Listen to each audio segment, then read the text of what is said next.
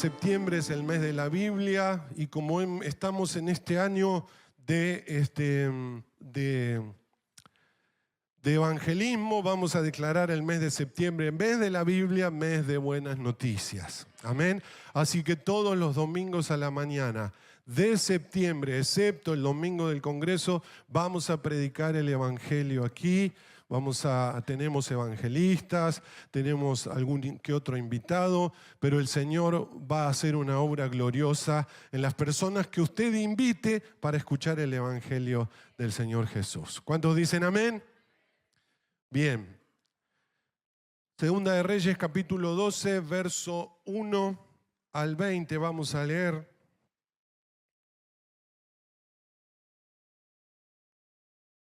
Vamos a leer hasta el 16.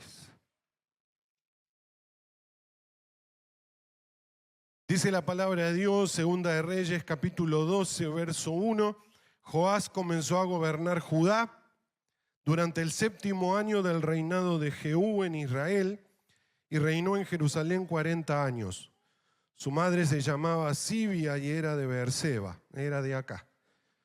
Durante toda su vida, Joás hizo lo que era agradable a los ojos del Señor, porque el sacerdote Joiada lo aconsejaba. Pero aún así no destruyó los santuarios paganos y la gente seguía ofreciendo sacrificios y quemando incienso allí. Cierto día el rey Joás dijo a los sacerdotes: recojan todo el dinero que se traiga como ofrenda sagrada al templo del Señor, ya sea el pago de una cuota, el de los votos o una ofrenda voluntaria. Los sacerdotes tomarán de este dinero para pagar cualquier reparación que haya que hacer en el templo. Sin embargo, en el año 23 del reinado de Joás, los sacerdotes aún no habían reparado el templo. Entonces el rey Joás mandó llamar a Joiada y a los demás sacerdotes y les preguntó: ¿por qué no han reparado el templo? Ya no tomen más dinero para sus propias necesidades. De ahora en adelante todo debe usarse en la reparación del templo. Así que los sacerdotes acordaron no aceptar más dinero de la gente y también estuvieron de acuerdo en que otros tomaran la responsabilidad de reparar el templo. Luego el sacerdote Joiada tomó un cofre grande, le hizo un agujero en la tapa y lo puso al lado derecho del altar, en la entrada del templo del Señor. Los sacerdotes que cuidaban la entrada ponían dentro del cofre todas las contribuciones de la gente. Cada vez que el cofre se llenaba, el secretario de la corte y el sumo sacerdote contaban el dinero que la gente había traído al templo del Señor y después lo metían en bolsas. Luego entregaban el dinero a los supervisores de la construcción, quienes a su vez lo usaban para pagarle a la gente que trabajaba en el templo del Señor, los carpinteros, los constructores, los albañiles y los picapedreros. También utilizaron el dinero para comprar la madera y la piedra labrada necesarias para reparar el templo del Señor. Y pagaron todo tipo de gastos relacionados con la restauración del templo. El dinero que se traía al templo no se usó para hacer copas de plata, ni despabiladeras, tazones, trompetas, ni otros objetos de oro o de plata para el templo del Señor. Se asignó a los trabajadores, quienes lo utilizaron para hacer las reparaciones del templo. No fue necesario pedir cuentas de este dinero a los supervisores de la construcción, porque eran hombres honestos y dignos de confianza. Sin embargo, el dinero que se recibió de ofrendas por la culpa y de ofrendas por el pecado no se llevó al templo del Señor, se entregó a los sacerdotes para su uso personal. Diga conmigo: la restauración del corazón. Puede decirlo más fuerte: la restauración del corazón. Hoy quiero hablarles de restauración. Un poquito, el Señor siempre va tirando una línea hablando de restitución y hablando en esta mañana de restauración. Amén. El rey Joás comenzó a gobernar muy pequeño, ¿sí? Gobernó bajo el padrinazgo o la paternidad de un sacerdote llamado Joiada, ¿sí? Y dice la palabra de Dios que Joás gobernó con actitudes agradables a los ojos de Dios, ¿sí? Y la palabra de Dios resalta, y por algo lo resalta, que este rey hizo lo bueno porque estaba bajo la tutela del sacerdote Joiada, ¿sí? Un hijo siempre es bendecido por un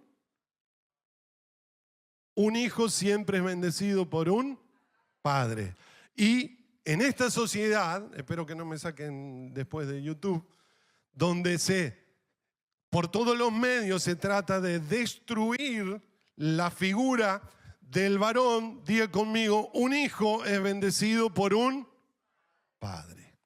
¿Cuántos dicen amén? De todas maneras, Joás, influenciado por Joiada, puso su mirada en aquello que debía hacerse primero, que más allá de hacer acciones políticas, de comprar elementos de guerra, de, ordenar el ministerio, lo primero que hizo el rey Joás fue la restauración del templo de Dios. Diga conmigo, la restauración del corazón. Si bien dice que dio órdenes de que el lugar donde Dios moraba sea restaurado. ¿Dónde mora el Señor en nuestra vida? ¿Dónde mora el Señor? Podés ponerte la mano ahí, si el Señor mora en mi corazón. Entonces, ¿qué debe ser restaurado? Mi corazón. Amén. Dice que el rey Joás dio la orden, pero pasaron muchos años, ¿sí? Si bien dice que fue en el año 23 del reinado de Joab, que Joab vuelve a demandarle a los sacerdotes, porque como que les dijo arreglen el templo y los sacerdotes hicieron, miraron para otro lado, siguieron haciendo lo que estaban haciendo, ¿sí? En el año 23 del reinado los vuelve a demandar para que reparen el templo. No dice cuándo dio la orden, así que no sabemos cuántos años pasaron, solo dice en el año 23. Pero les dice cuántos años más van a pasar para la restauración. ¿Qué están esperando? Y quizá la explicación lógica fue lo económico, ¿sí? Diga conmigo, siempre lo económico. Siempre lo económico. Vamos a salir a comer. Oh. Los sacerdotes aparentemente les costaba mucho apartar dinero para la restauración de la casa, ¿sí? ¿No nos parece conocido esto a nosotros? Y quiero meterme un poquito en lo que quiero ir hablando. A la mayoría de las personas nos cuesta invertir en nosotros mismos. Yo sé que algunos van a salir ahora y van a decir, ahora me voy a comprar lo que hace rato que quería comprar.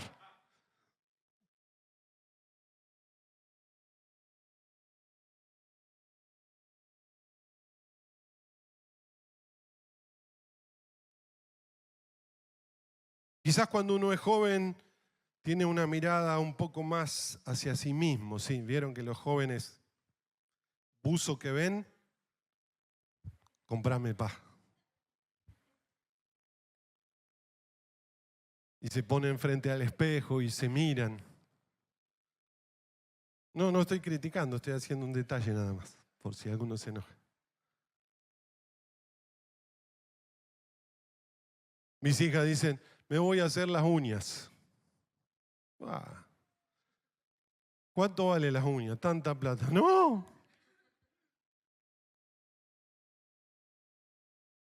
Pero cuando uno va creciendo, se convierte en padre, ¿quién está primero? Los hijos. Se tiene que comprar un pantalón porque ese no va más, no, pero a fulano le falta la zapatilla. Así que el vaquero ese, no sé cómo llega a fin de año.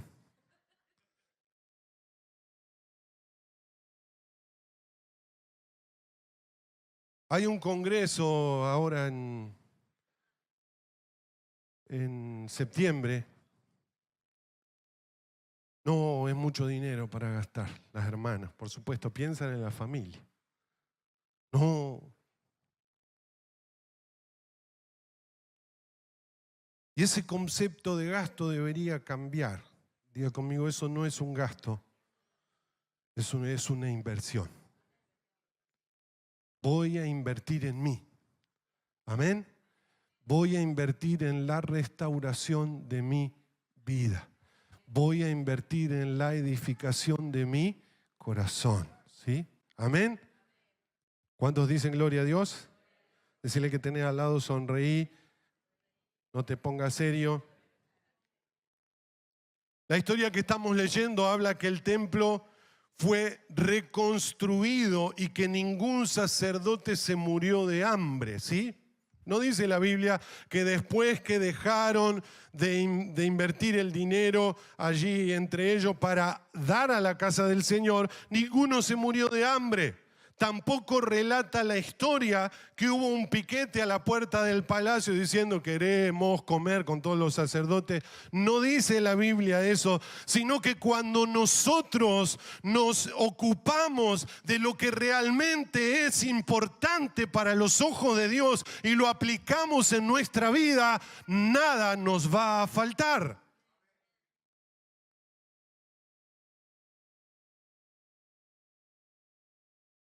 Cuando ponemos lo más importante como lo más importante a los ojos de Dios, de todo lo demás el Señor se va a ocupar. Nosotros con mi esposa, con la sabiduría que Dios le ha dado a ella para administrar la casa, tenemos sobres, ¿sí? Y allí vamos poniendo todas las semanas. Y hay un sobre que dice retiros y congresos.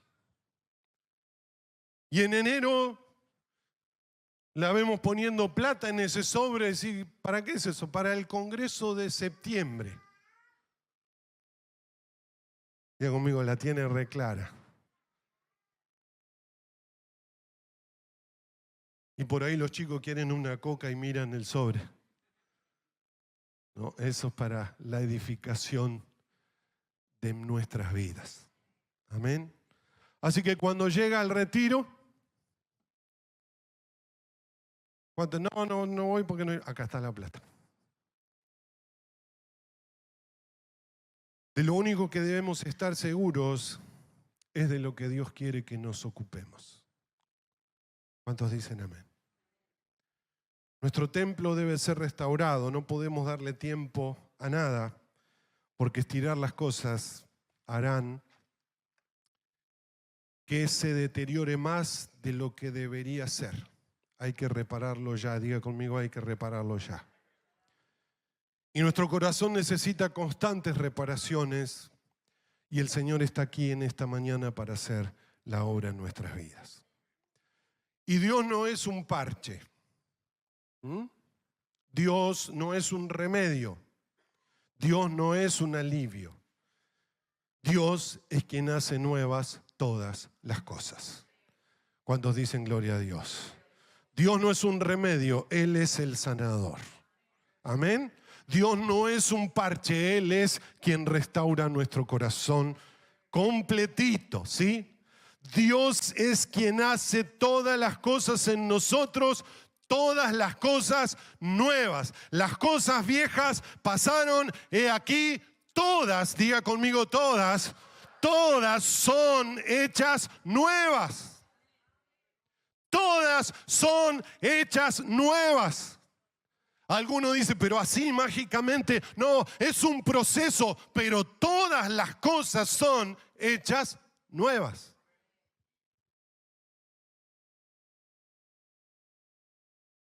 ¿Por qué no han reparado el templo? Yo no sé cómo se los dijo. ¿Por qué no han reparado el templo? De ahora en adelante, la orden del rey, todo debe usarse en la reparación. todos los recursos, el tiempo que se necesite debe ser reparado en la restauración. Berseba es una casa de restauración. Y si predicamos restauración es porque creemos que Dios puede restaurar las vidas. Puede restaurar familias, puede restaurar matrimonios, puede restaurar economías. ¿Cuántos dicen gloria a Dios? Hoy estoy haciendo el llamado de Joás. ¿Qué pasó? Que transcurrió el tiempo y el templo todavía no fue reparado. Hubo guerras, heridas, hay agujeros, hay vacíos, hay cosas ocupando lugares que debe ocupar Dios en nuestra vida.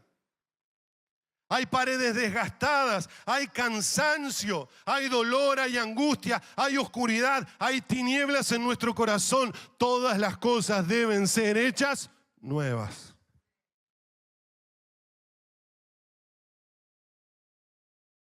¿Cuántos creen que la oración restaura?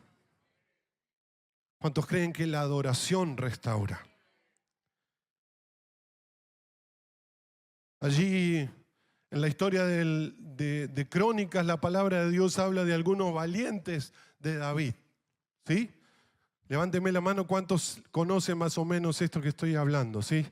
Hombres que mataban 300 tipos con una espada, el otro que, qué sé yo, hacía proezas, una cosa impresionante, pero todos ellos nacieron y salieron de un lugar de restauración, que fue un lugar que se llamaba la cueva de Adulam. Diga conmigo, la cueva de Adulam.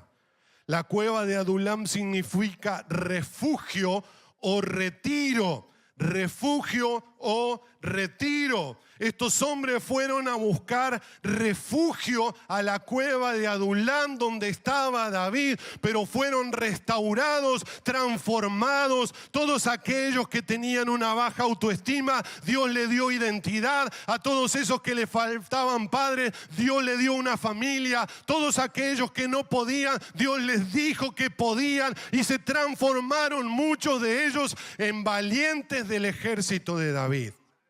Pero fue en esa cueva, fue en ese lugar, cuando la palabra de Dios habla que será restaurado el tabernáculo de David. No habla de una carpa, no habla de un templo, no habla de un lugar, habla de adoración, porque en esa cueva, en ese lugar donde había un montón de refugiados, había noches de adoración.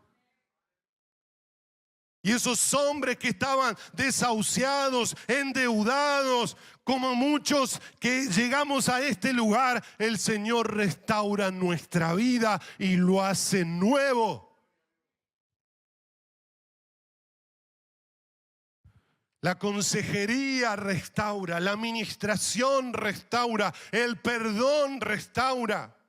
Y podríamos ocuparnos en cada uno de estos puntos. A veces cuando uno va a restaurar una pared, hay partes que a simple vista parecen en buen estado. Los pintores, los albañiles saben de qué hablo y les contamos a los demás. A los ojos están bien, pero cuando uno se acerca, golpea, muchas veces está hueco. La toca, le pasa la espátula y ¿qué pasa? Se salta toda la pintura. Está el revoque suelto o rajado. Aparentemente el templo de Dios estaba bastante abandonado. Diga conmigo, bastante abandonado. Y el abandono produce destrucción.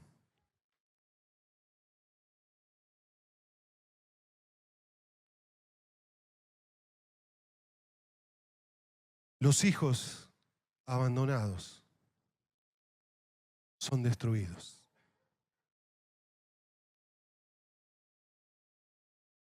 Si usted se pone a hablar con muchos de ellos, que viven en la droga, en la delincuencia, la mayoría de ellos han sido abandonados.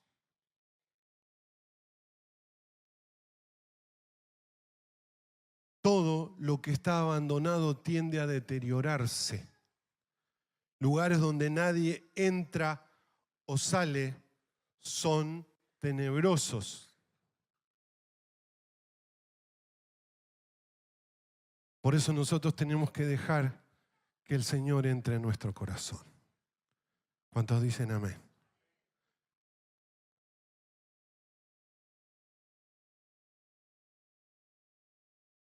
Padres que son abandonados por sus hijos, son heridos, lastimados. Esposas que son abandonadas por sus esposos. El esposo está en la casa, pero ella está abandonada. Hay heridas. Esposos abandonados por sus esposas. Hay heridas. Años inclusive de abandono. Es necesario restaurar. Es necesario restaurar. ¿Cuántos dicen amén? Por eso la iglesia es una familia. ¿Amén? Porque al que le falta un padre, aquí hay padres. Porque al que le falta una madre, aquí hay una madre. ¿Amén? Porque al que le falta un esposo, una esposa, Cristo es su esposo.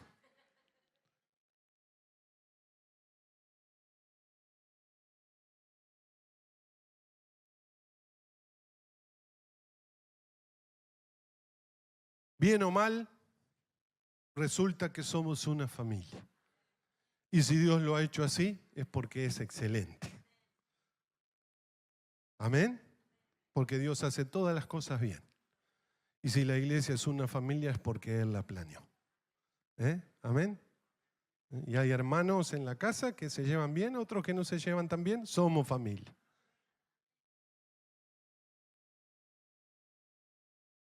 Y la restauración tiene un ingrediente esencial, diga conmigo esencial, que es el amor. Amén.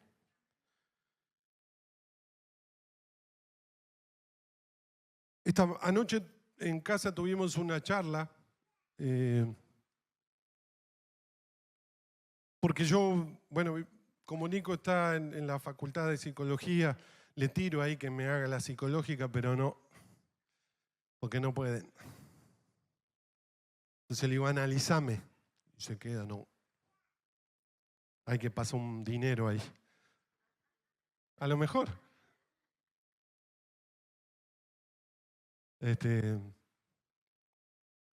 Entonces hablábamos, mi mamá se enfermó de cáncer en el año 2008 y vinieron, se vino a hacer tratamiento de rayos aquí a Rosario. Y bueno, nosotros vivíamos en esa casa donde hoy estamos viviendo. Y yo le decía a mi hijo y a mi esposa que estábamos anoche cenando que no me acuerdo de nada de eso, excepto algunos destellos. Hasta le pregunté dónde ellos dormían y porque no me acordaba. Lo que sí me acordaba, cosas puntuales. Una noche que ella se descompuso, salimos para Rosario a mucha velocidad. Íbamos por la circunvalación y mi esposa me decía, dale más fuerte, digo, va a explotar todo. Pero era la necesidad de llegar rápido. Después recuerdo alzar a mi mamá a UPA y ponerla en el auto para llevarla a Rosario, ¿sí? Yo cerraba el negocio. Cerraba el negocio aquellos días para venir a buscarla. Cerraba, ¿no? Si venía gente, capaz que no venía nunca más. pero me era necesario honrar a mis padres. Y ella me empezó a contar cosas. Y en una de esas cosas que me contó, me dijo que ella la bañaba a mi mamá.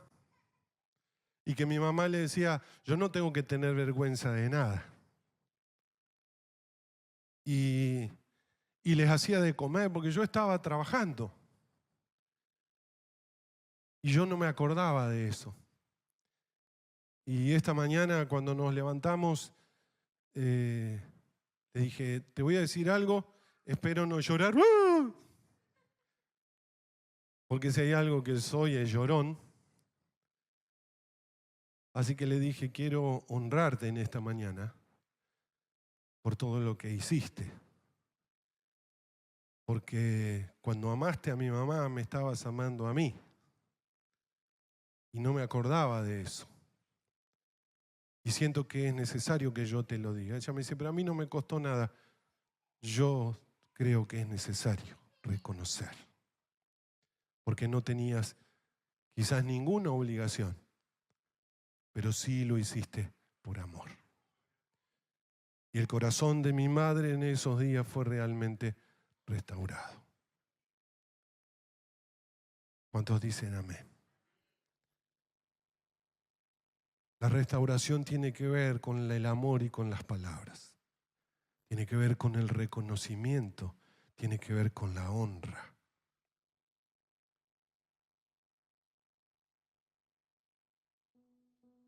Y voy a ir un poquito más profundo antes de terminar. 11:34, hace media hora que dice 11:34 el reloj.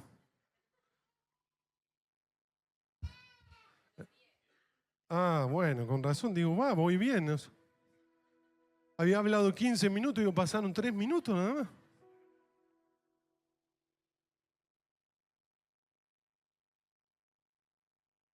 Yo ya les dije que tengo por hobby armar rompecabezas, ¿sí? Y armar un rompecabezas es restaurar algo que fue roto. ¿Sí o no? Es un cuadro que una máquina es como que con un sacabocado, no sé bien cómo es, pero usted entiende lo que digo, ¿no? Baja, lo parte en pedacitos y se lo dan en una bolsita a usted y dice, armalo.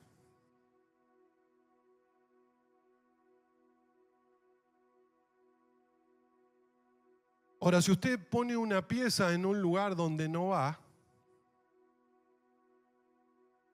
nada. Estos días atrás armé uno que era bastante parecido a las piezas. Le mandé piezas, no sé dónde yo. La Cami lo mira y le dice, me parece que no, está todo mal esto, me dice.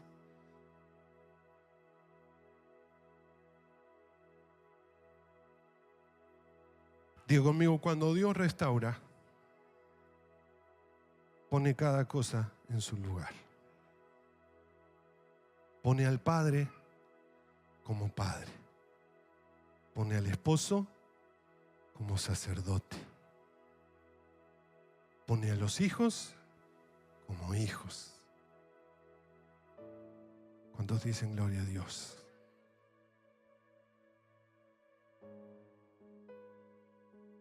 Quiero terminar leyéndoles. Muchos de ustedes van a volver o Dios los va a incorporar a sus roles pensados por el Padre desde el principio. Esta sociedad puede estar cambiada en roles. No voy a meterme en eso. Lo único que sé es que Dios es un Dios de familias. Diga conmigo, Dios es un Dios de familias. Dios es un Dios de familias. Dios es un Dios de familias. Por eso dice el Señor que el corazón de los hijos se vuelvan a los padres y el de los padres hacia los hijos.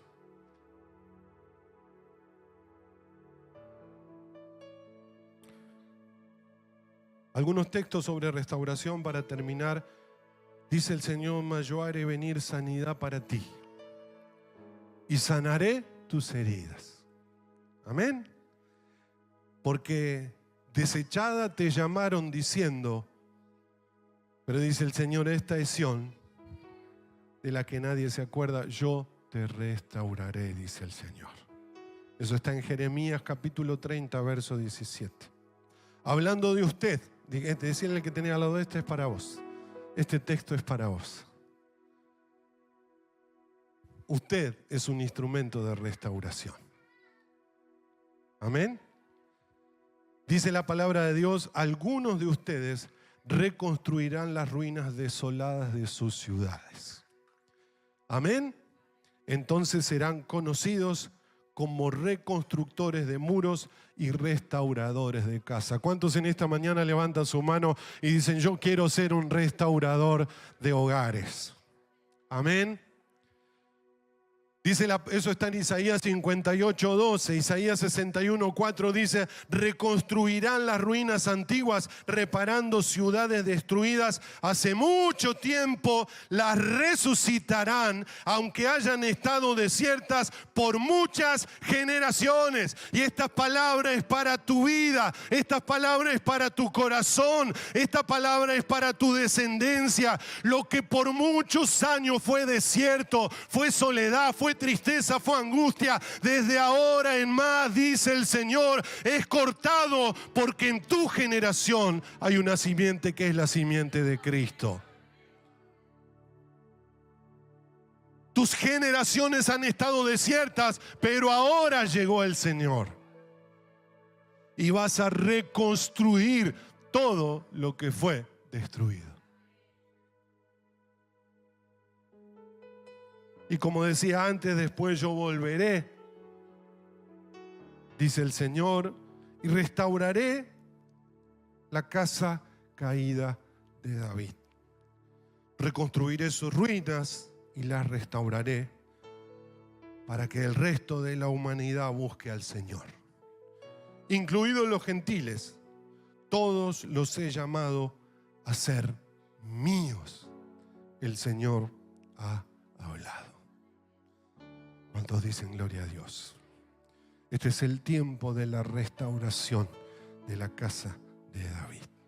El tiempo de su gloria, el tiempo de la adoración, el tiempo de la restauración, el tiempo donde el Señor ha venido a muchos de ustedes. Hay muchos aquí que han sido heridos, han sido lastimados, aún por la propia iglesia humana. Pero Dios va a restaurar sus vidas, porque Él tiene un plan y un propósito para su gloria. Cierre sus ojos.